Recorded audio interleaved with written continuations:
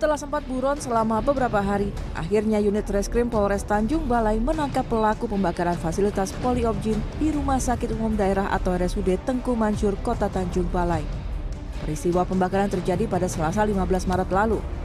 Pelaku berinisial DP ditangkap di rumahnya di Jalan MT Haryono, Kecamatan Datuk, Bandar Timur, Kota Tanjung Balai pada Sabtu malam tanpa perlawanan. Perempuan berusia 42 tahun ini langsung dibawa ke Rumah Sakit Jiwa di Simalingkar, Medan. Sementara itu pihak kepolisian yang ditemui pada Rabu malam mengaku masih akan terus mendalami motif pelaku melakukan pembakaran. Dewi Eka Palapa yang terduga pelaku pembakaran sedang berada di rumah. Kemudian kita dengan perangkat lingkungan beserta anggota melakukan pengamanan. Selanjutnya dibawa ke Rumah Sakit RSUD Tanjung Balai untuk dilakukan observasi awal dan benar diduga pelaku mengalami depresi atau gangguan jiwa. Tak hanya sekali, pelaku sebelumnya juga pernah melakukan beberapa aksi yang menghebohkan. Pelaku bahkan pernah menerobos penjagaan untuk menemui Raja Salman saat berkunjung ke Bali. Saat diperiksa petugas, pelaku mengaku akan memberikan hadiah sebuah bungkusan berisi laptop dan 500 lembar kertas bertuliskan puisi. Azhar Effendi Manurung, Tanjung Balai, Sumatera Utara.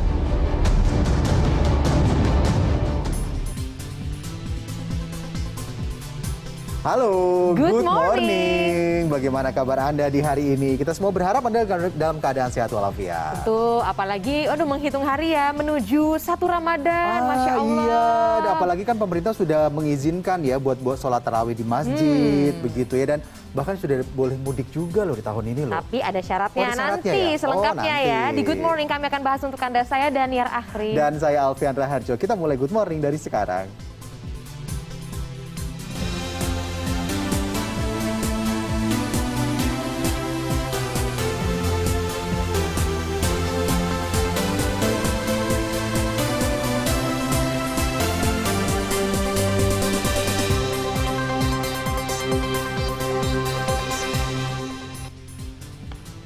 Bicara soal kelangkaan minyak goreng ini ternyata masih saja terus terjadi di sejumlah daerah di Indonesia. Seperti di Ciracas, Jakarta Timur, ini ribuan warga rela antre hingga 5 jam untuk mendapatkan jatah hanya 3 liter minyak goreng curah. Meskipun mereka kecewa ya, karena katanya dengar-dengar sebelumnya tuh bisa 18 liter gitu. Nah sementara di Pandeglang, Banten, ratusan ibu rumah tangga membawa serta anak balita mereka juga antri nih untuk mendapatkan minyak goreng kemasan.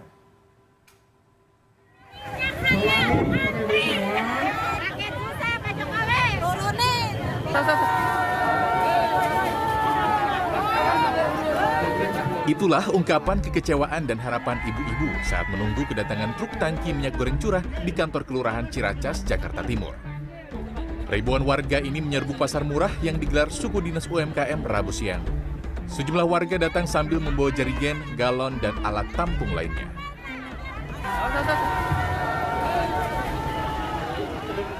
Warga berteriak histeris saat truk tangki berisi minyak goreng curah akhirnya tiba setelah mereka menunggu selama hampir 5 jam. Namun warga kecewa karena pembelian dibatasi maksimal hanya 3 liter saja. Padahal sebelumnya warga dapat membeli hingga 10 liter dengan harga Rp14.000 per liter. Tadinya katanya 18 liter. Nah sekarang 3 liter. Gimana? Nunggunya dari jam 8 pagi sampai sekarang. Lurah Ciracas mengatakan pembatasan dilakukan akibat warga yang mengantre jumlahnya mencapai ribuan. cuma karena antusias oleh masyarakat yang tinggi, sehingga diambillah kebijakan satu harga 3 liter supaya semuanya terakomodir, dapat semua. Dan alhamdulillah warga menerima.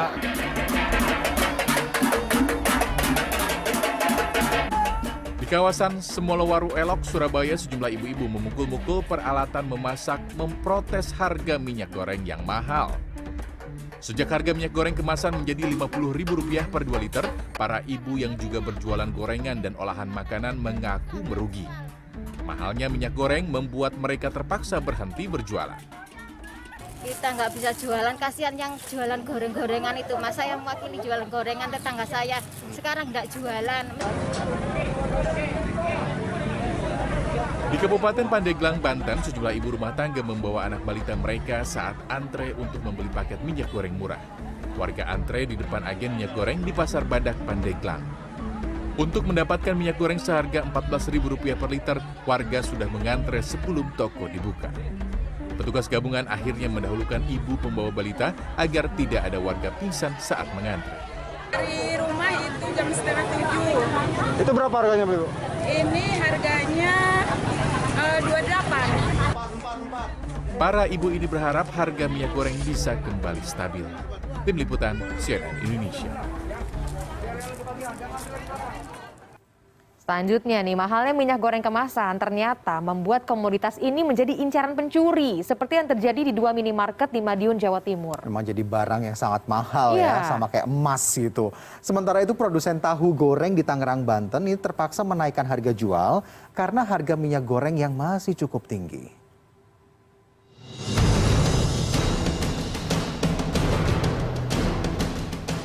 Pencurian minyak goreng terjadi di 2 minimarket berbeda di Madiun, Jawa Timur.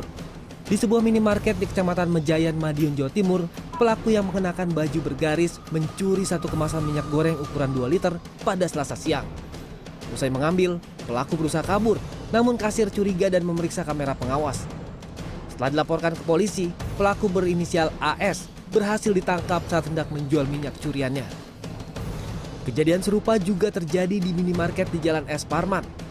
Pelaku sepasang laki-laki dan perempuan juga mencuri 1 minyak goreng kemasan ukuran 2 liter. Namun pihak minimarket tidak melaporkan kejadian ini ke polisi.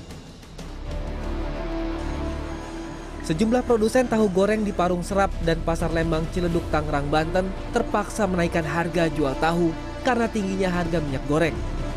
Selain itu harga kedelai juga masih tinggi. Harga jual tahu goreng akan dinaikkan mulai Kamis. Harga tahu goreng yang sebelumnya berada di kisaran Rp4.000 per bungkus naik menjadi Rp5.000 hingga Rp6.000 per bungkus. Para produsen berharap ada langkah nyata dari pemerintah untuk menormalkan harga-harga bahan baku utama produksi tahu. Salah satu produsen tahu, Nunu Hardiansyah, menyatakan jika harga bahan baku tetap tinggi, bakal banyak produsen yang gulung tikar karena tak mampu menutup biaya produksi. Tingginya harga dan masih langkanya minyak goreng di pasaran membuat pabrik kerupuk di Jalan Haji Saleh, Benda Baru, Pamulang, Kota Tangerang Selatan terpaksa memperkecil ukuran kerupuk. Langkah ini dilakukan agar harga eceran kerupuk dapat dipertahankan. Karena meski harga eceran tidak naik, akhir-akhir ini penjualan kerupuk juga menurun. Jika harga minyak goreng dan bahan baku kerupuk naik lagi, Oles, sang pemilik pabrik kerupuk, berencana menaikkan harga eceran kerupuknya. Tim Liputan CNN Indonesia. Informasi selanjutnya, ada sebuah mobil SUV diamuk massa usai menabrak trotoar di bahu Jalan Raya Parung, Kabupaten Bogor, Jawa Barat pada Rabu malam. Polisi akhirnya harus melepaskan tembakan untuk membubarkan massa dan mengamankan pengemudi. Iya, sementara itu juga ada lagi nih, karena pengemudi tidak waspada, ini sebuah mobil ringsek ditabrak kereta api di Cianjur, Jawa Barat. Beruntung tidak ada korban jiwa dalam insiden ini. Tak dapat menahan emosi, massa mengamuk dengan menghancurkan mobil SUV di Jalan Raya Parung, Kabupaten Bogor, Rabu malam.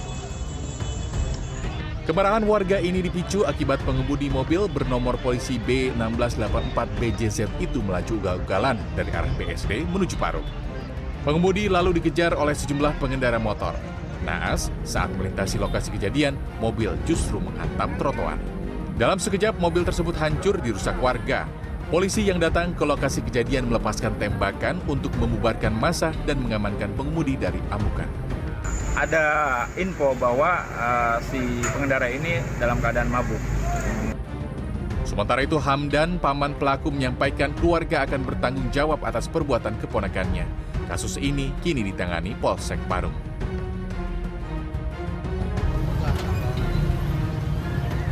Di Cianjur, Jawa Barat, sebuah mobil ringsek akibat ditabrak kereta api Siliwangi yang berangkat dari stasiun Ciranjang menuju Sukabumi di perlintasan kereta api Kampung Salajambe Lapang, Desa Salajambe, Kecamatan Sukaluyu, Rabu pagi.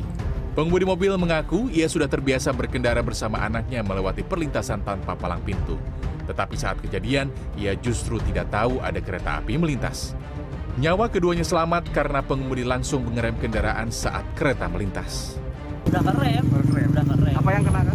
Kenanya depannya. Depannya? Iya. Ada yang luka nggak?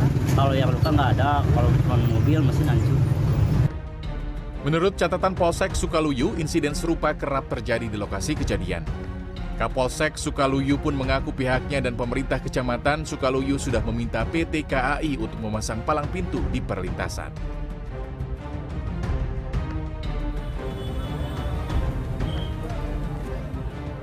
Sebuah warung makan di Jalan Delima Raya, Kelurahan Malakasari, Durensawit, Jakarta Timur rusak berat akibat ditabrak sebuah minibus pada Rabu sore. Pengemudi mobil dan istrinya serta 2 pelanggan warung makan terluka akibat kejadian ini. Penjaga warung makan menyebut sebelum menabrak warung, mobil yang dikemudikan seorang warga lansia ini melaju kencang dari arah Buaran. Saat melintasi di pertigaan jalan, mobil hilang kendali dan menabrak warung makan. Para korban dibawa ke Rumah Sakit Islam Pondok Kopi, Jakarta Timur.